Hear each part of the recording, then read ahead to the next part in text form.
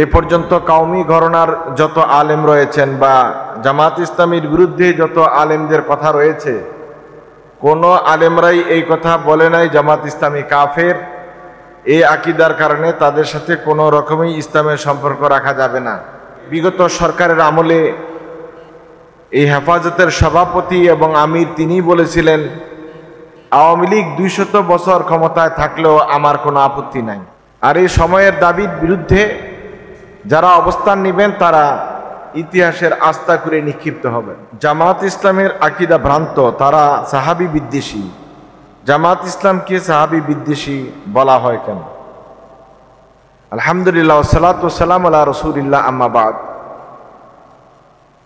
যারা জামাত ইসলামের বিরুদ্ধাচরণ করছেন তারা নিজেদের পক্ষ থেকে কিছু ইস্যু তৈরি করে নেন জামাতের বিরুদ্ধে কিছু বলার জন্য। যারা রাজনীতি করেন, সাধারণ রাজনীতি, তারাও কিন্তু জামাত ইসলামকে কোণঠাসা করার জন্য কিছু রাজনৈতিক স্লোগান ইতিপূর্বে তৈরি করেছিলেন।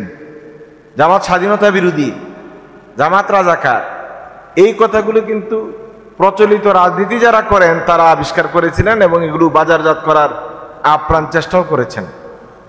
কিন্তু আলহামদুলিল্লাহ সময়ের বিবর্তনে, অবস্থার পরিবর্তনে এখন এদেশের মানুষ জানতে এবং বুঝতে শিখেছে যে স্বাধীনতা বিরোধী স্লোগান তৈরি করে স্বাধীনতার সপক্ষের লোকের কথা বলে এই দেশে দুর্নীতি, মানুষদের অধিকার হরণ, জুলুম, নির্যাতন, গুম, খুন, হত্যার রাজনীতিকেই শুধু প্রমোট করা হয়েছে। সুতরাং এই ধরনের স্লোগান কিন্তু এখন আর সাধারণ রাজনীতিতে চলে না। এই জামাত ইসলামীকে সাহাবী বিদ্বেষী বলা ধর্মীয় কিছু দলের স্বভাবজাত চরিত্র, তারা এটা দিয়ে জামাতকে কোণঠাসা করতে চায়, কিন্তু প্রমাণ করতে পারে না যে জামাত ইসলামী সাহাবা বিদ্বেষী। এদের কোনো কাজ নেই, কিছু বলতে না বলতেই একটা বহসের ডাক দেওয়া, আসেন বসি বহস করি, এই ধরনের কিছু ফাফা বুলি দিবে আর মানুষদের মাঝে একটা বিভেদ বিরোধ তৈরি করে রাখবে, জিয়ে রাখবে নিজেদের স্বার্থকে চাঙ্গা করার জন্য। তারা কোনো শক্তিশালী ইসলামী দল তৈরি হোক এটা মূলত মনে প্রাণে চায় না। সাহাবায়ে কেরাম রাদিয়াল্লাহু তাআলা আলাইহিম আজমাইনদের বিপক্ষ হিসেবে জামাত ইসলামীকে উপস্থাপন করা এটা পুরানো রোগ। এ বিষয়ে আমরা ইতিপূর্বে বহুবার কথা বলেছি। এটার উদ্দেশ্য হলো ঠান্ডা মাথায় কোণঠাসা করার জন্য এই প্রচারণা, অপপ্রচার।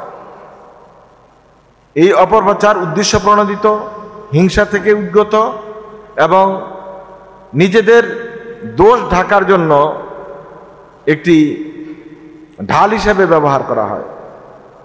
আমি এ বিষয়ে বেশ কয়েকবারই কথা বলেছি, আজকে আর লম্বা কথা বলবো না।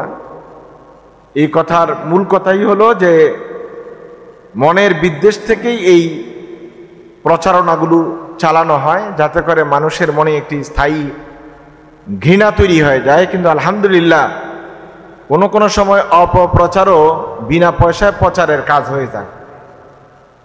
এটাই হচ্ছে এবং আল্লাহ তাআলা তাদের এই অপপ্রচারটাকে জামাত ইসলামীর জন্য পজিটিভ করে দিচ্ছেন। এটা হলো আল্লাহ তাআলার বড় করুণা এবং দয়া।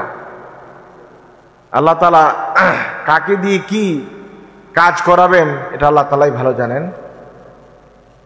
আল্লাহ তাআলা আমাদের সবাইকে বুঝার তৌফিক দান করুক, আমিন। হেফাজত আমির ও জমিয়ত সভাপতি বিভিন্ন সমাবেশ ও মাহফিলগুলোতে জামাত ইসলামীকে ভোট দিতে নিষেধ করেই যাচ্ছেন। জামাত ইসলামীর আকীদা খারাপ, এই কারণে জামাত ইসলামের সাথে ঐক্য করা যাবে না। খেলাফত প্রতিষ্ঠার বিষয়ে আমাদের দেশে এক হতে সমস্যা কোথায়? আলহামদুলিল্লাহ ওয়াসসালাতু ওয়াসসালামু আলা রাসূলিল্লাহ, আম্মা বাদ। আমরা গত কয়েক জুমাবারও একবার বলেছিলাম যে হেফাজতের আমির, জমিয়তের সভাপতি,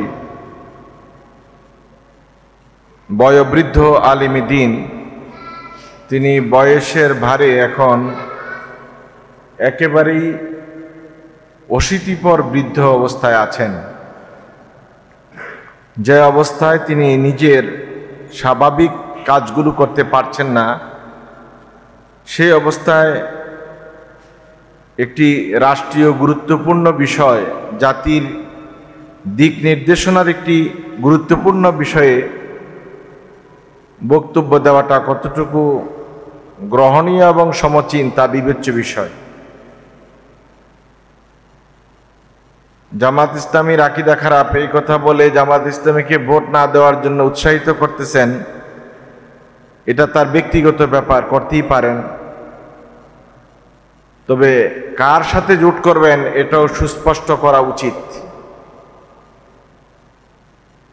কারো সাথে ব্যাকডোরে যদি ঐক্য হয়, আর ওই ব্যাকডোরে যাদের সাথে ঐক্য করেন তারা যদি ইসলামী আইন এবং শাসন ব্যবস্থাকেই বিশ্বাস না করেন, তাহলে এটা আরো কত আত্মঘাতী সিদ্ধান্ত, এটা সহজেই অনুমেয়।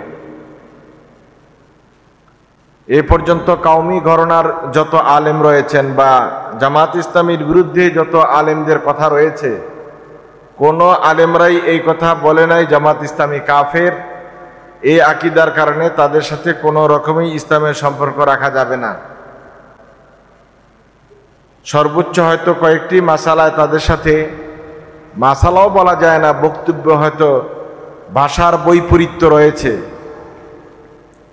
এই ঠুনকো বিষয়কে সামনে এনে ইসলামী দলের ঐক্যকে বাধাগ্রস্ত করা, ঠান্ডা মাথায় অন্য একটি দলকে প্রায়োরিটি দেওয়ার এই নামান্তর মাত্র। এটার উদ্দেশ্যই হলো ইসলামী ঐক্যকে বিনষ্ট করে ভিন্ন ঐক্যকে নিজেদের হস্তগত করা এবং সেখান থেকে সুবিধা ভোগ করা। আপনারা জানেন যে বিগত সরকারের আমলে এই হেফাজতের সভাপতি এবং আমির তিনি বলেছিলেন, আওয়ামী লীগ 200 বছর ক্ষমতায় থাকলেও আমার কোনো আপত্তি নাই। এই ফ্যাসিস্ট সরকার 200 বছর থাকলে যার আপত্তি নাই, তিনি ইসলামী শরিয়া মানেন না, প্রকাশ্য ঘোষণা দানকারী এমন দলের সাথে ঐক্য হতেও কোনো অসুবিধা নেই। কারণ হলো তিনি কোনটা ইমানের পক্ষের শক্তি, কোনটা ইমানের বিপক্ষের শক্তি, এটা বাছাই করার আগে ভাবেন নিজের স্বার্থের জন্য কোনটা বেশি জরুরি সেটা। আল্লাহ তাআলা এ সমস্ত ওলামায়ে কেরামদেরকে সহি সমঝ দান করুক, যে দ্বীনের প্রকৃত অর্থ বুঝার পরেও, ঐক্যের বিষয়টি স্পষ্ট প্রতিভাত হওয়ার পরেও বিকল্প রাস্তায় হাঁটা এটা ঈমান বিরোধী কাজ।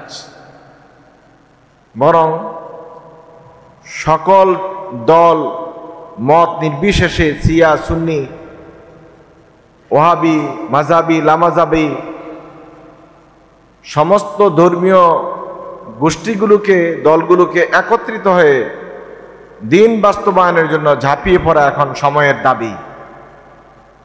আর এই সময়ের দাবির বিরুদ্ধে যারা অবস্থান নেবেন তারা ইতিহাসের আস্থা করে নিক্ষিপ্ত হবেন।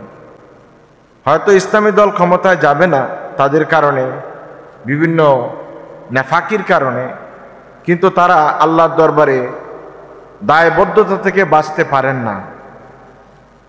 কারণ আল্লাহ সুবহানাহু ওয়া তাআলার দ্বীনকে বাস্তবায়নের জন্য একটি মাত্র স্লোগানে একত্রিত যারা হতে পারে নাই, তারা মুখে যতই আল্লাহর কথা বলুক, দ্বীনের কথা বলুক, তারা কতটা আল্লাহ প্রেমী, কতটা দ্বীন প্রেমী এটা সুস্পষ্ট।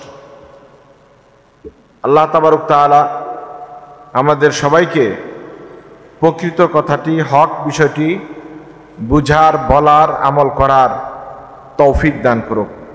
আমিন।